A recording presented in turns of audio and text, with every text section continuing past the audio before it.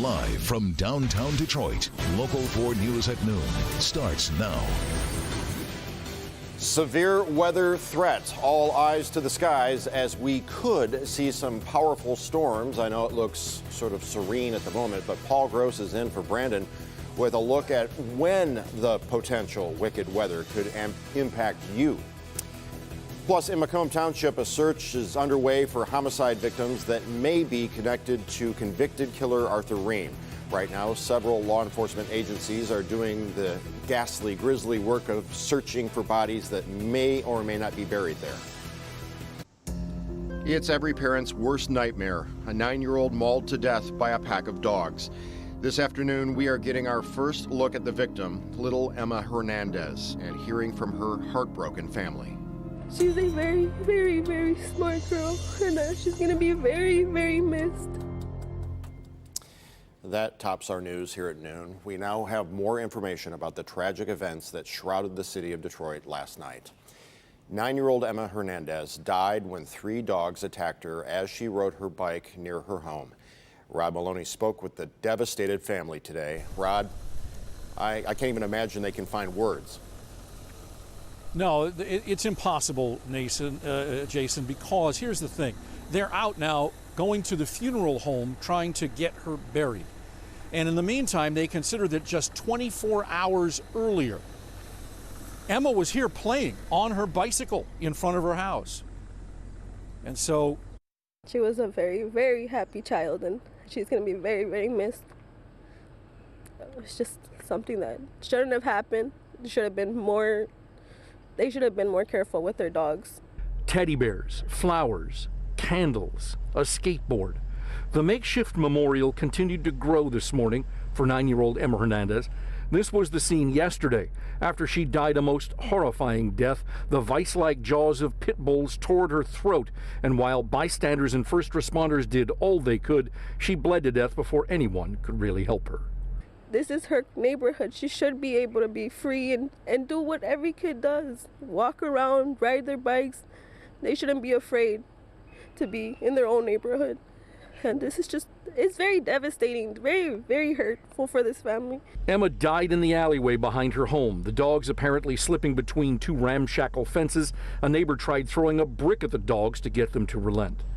Emma's father, Armando, was too broken up this morning to speak with Local 4. Claudia tells us the family is doing all it can to cope with its terrible loss. It just can't be real. Like, things like this are easily avoided. Why can't people take proper measure to take care of their pets? So here's the thing. They have started a GoFundMe page because what parent thinks they're going to have to bury a 9-year-old child? We have linked to that on clickondetroit.com. Jason, back to you. Rod, we understand the dog's owner was arrested, taken into custody. Where does that stand? Well, as it stands right now, Detroit police tell me that they are looking at this case. They expect to have a group of paperwork sent off to the prosecutor's office today, and we may or may not know by the end of the day as to whether the owner of those dogs will be charged in this case. All right, Rod Maloney reporting live from that scene. Thank you. We are following breaking news from Livingston County, where Sky 4 is over the scene of a small plane crash. This is in Howell Township along M59, Highland Road, and Tooley Road, just east of Grand River. There's no word yet on any injuries or what might have caused that plane to go down. We will monitor the situation and have updates later in this newscast.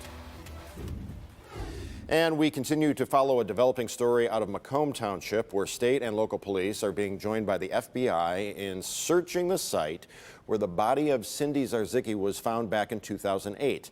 The 13-year-old East Point girl disappeared back in 1986. This new search near 23 Mile Road and North Avenue is aimed at possibly solving several cold cases of missing juvenile girls. 70-year-old Arthur Ream is serving a life sentence in prison for the murder of Cindy Zarzicki. He led police to the site where Zarzicki's body was buried. Police believe Ream may be involved in as many as 6 other missing persons cases. Police say they are developing new information in connection with those cases, and they believe that advances in forensic science will help them as they search for evidence that may help solve those cold cases. Turning our attention to the weather, all eyes to the clouds and the blue skies in between as we look for some darkening, some powerful storms. Paul Gross is in for Brandon with a look at when the potential wicked weather conditions could kick up and fire up some thunderheads. Yeah, and it's really going to depend on timing, Jason, because if we can hold these off into the evening, which some computer models are now starting to suggest, maybe we can mitigate that severe threat a little bit. But right now, things are pretty quiet. We have a mixture of clouds and sun across the area, and look at these temps. Low to mid 80s, but you tack on a good 5 degrees or so to a lot of these temperatures, and that's what it feels like outside. It feels like it's in the upper 80s to near 90 degrees. Now, this is the radar loop from the morning, and take a look. We had a nice little thunderstorm there southwest of Lansing, and it just kind of fizzled. And the good thing about that is that the high-resolution models actually projected that to happen. So we're in a break right now, but the thunderstorm potential, the pop-up scattered storms, by late afternoon, especially beyond that into the evening, a few of those could be severe. So we'll be back to talk about that, be back to talk about the relief that's on our way, and a really nice weekend all coming up. Jason? Thank you, Paul. A DTE Energy worker is recovering this hour after undergoing an electrical shock while on the job. The worker was on a utility pole doing maintenance in the area of Oakwood and Powell in southwest Detroit. Although he was shocked, he was wearing the appropriate protective gear. So he was taken to the hospital, but is expected to be okay. New information this noon after Taylor police stop a load of stolen guns and ammo from hitting the streets.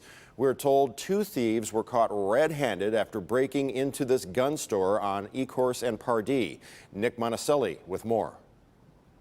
Good afternoon. We're here inside of Recoil Firearms where the 2 thieves broke into and then got stuck inside of.